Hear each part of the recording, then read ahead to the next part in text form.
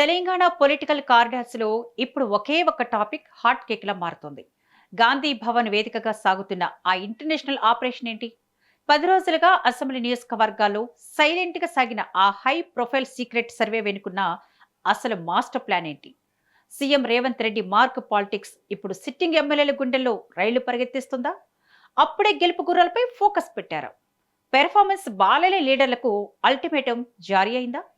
ఎన్నికలకు ఇంకా టైం ఉన్నా అకస్మాత్తుగా రాష్ట్రంలో ఈ రేంజ్ పొలిటికల్ హీట్ పెరగడానికి కారణమేంటి?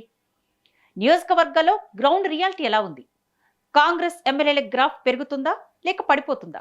Let's watch this exclusive story.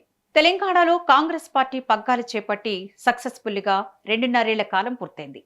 5 ఏళ్ల కాలంలో సగం ఇన్నింగ్స్ ముగిసిపోవడంతో మిగిలిన సగాన్ని మరింత అగ్రెసివ్ గా ఎలా ముందుకు తీసుకువెళ్లాలనే దానిపై అధిష్టానం ఇప్పటి నుంచే రూట్ మ్యాప్ సిద్ధం చేస్తోంది. రాబోయే రోజుల్లో ఎంపీటీసీ, జెడ్పీటీసీ ఎన్నికలతో పాటు అత్యంత ప్రతిష్టాత్మకమైన గ్రేటర్ ఎన్నికలు కూడా లైన్లో ఉన్నాయి. దీంతో రాష్ట్రంలో ఎప్పుడు ఏ ఎన్నిక వచ్చినా ఎదుర్కొనేందుకు వీలుగా కేడర్ను, లీడర్లను అలర్ట్ చేస్తోంది హైకమాండ్. ప్రస్తుతం రాష్ట్రంలో అమలవుతున్న ఇందిరమ్మ రాజ్యంలో ప్రజలంతా హ్యాపీగా ఉన్నారని, సంక్షేమ పథకాలు సూపర్ సక్సెస్ అయ్యాయని ధీమాలో సీఎం రేవంత్ రెడ్డి ఉన్నారు. వచ్చే ఎన్నికల్లోనూ హస్తం జెండా ఎగరడం ఖాయమని భావిస్తున్న తరుణంలో గ్రౌండ్ లెవెల్లో అసలు ఏం జరుగుతుందో తెలుసుకోవడానికి ఈ స్క్రీనింగ్ టెస్ట్ మొదలైంది. 2.5 ఏళ్ల పాలనపై ప్రజల అంచనాలు ఎలా ఉన్నాయి? నియోజకవర్గాల్లో లోకల్ లీడర్లపై పబ్లిక్ ఒపీనియన్ ఏంటి అనే విషయాలను అత్యంత పగడ్బందీగా తెలుసుకునేందుకు Congress party high confidential survey నిర్వహించింది. ఎక్కడ ఎలాంటి లీకులు లేకుండా అత్యంత నిక్కచ్చిగా రిపోర్ట్ ఇచ్చేలా కొన్ని కార్పొరేట్, ప్రైవేట్ ఏజెన్సీలకు ఈ బాధ్యతలు అప్పగించారు.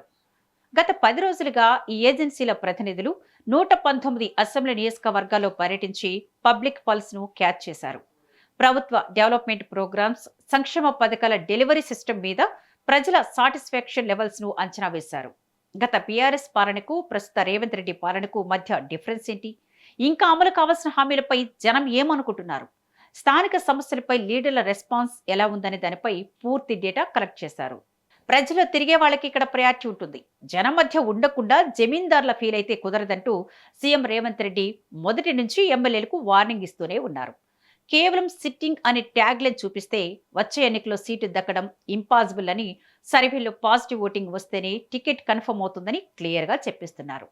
కొందరు ఎమ్మెల్యేల తీరు మారకపోతే వేటు తప్పదని హెచ్చరిస్తూనే ఈ సీక్రెట్ సర్వే మ్యాటర్ లీక్ కాకుండా చాలా జాగ్రత్తలు తీసుకున్నారు. ప్రస్తుతానికి ఈ సర్వేను కాంగ్రెస్ సిట్టింగ్ స్థానాల మీదే ఎక్కువగా కాన్సన్ట్రేట్ చేసినట్లు తెలుస్తోంది. నియోజకవర్గాల్లో ప్రభుత్వ ఇమేజ్ ఎలా ఉన్నప్పటికీ లోకల్ ఎమ్మెల్యేల పట్ల పబ్లిక్ మైండ్ సెట్ ఎలా ఉందో తెలుసుకునేలా ప్రత్యేకమైన కొచ్చినీరుతో ఈ సర్వే సాగినట్లు తెలుస్తోంది. గత ఎన్నికల్లో బీఆర్ఎస్ పార్టీ ఓడిపోవడానికి ప్రధాన కారణం అప్పటి ఎమ్మెల్యేల పట్ల ప్రజల్లో ఉన్న తీవ్ర వ్యతిరేకతే అని కాంగ్రెస్ గట్టిగా నమ్ముతోంది. అద్భుతమైన స్కీమ్స్ ఉన్నా కేవలం లీడర్ల ఇమేజ్ డ్యామేజ్ కావడం వల్లే కేసీఆర్ ప్రభుత్వం కుప్పకూలిందనే విషయాన్ని హస్తం పెద్దలు గుర్తు చేసుకుంటున్నారు. తాము కూడా అలాంటి పొరపాట్లు రిపీట్ చేయకూడదనే ఉద్దేశంతోనే ఈ ముందస్తు దిద్దుబాటు చర్యలకు శ్రీకారం చుట్టారు. ప్రస్తుతం ఉన్న కాంగ్రెస్ ఎమ్మెల్యేలు ప్రజలకు ఎంతవరకు రీచబుల్ గా ఉంటున్నారు? ఎక్కడైనా నెగిటివిటీ స్టార్ట్ అయిందా అనే విషయాలను అంచనా వేస్తున్నారు.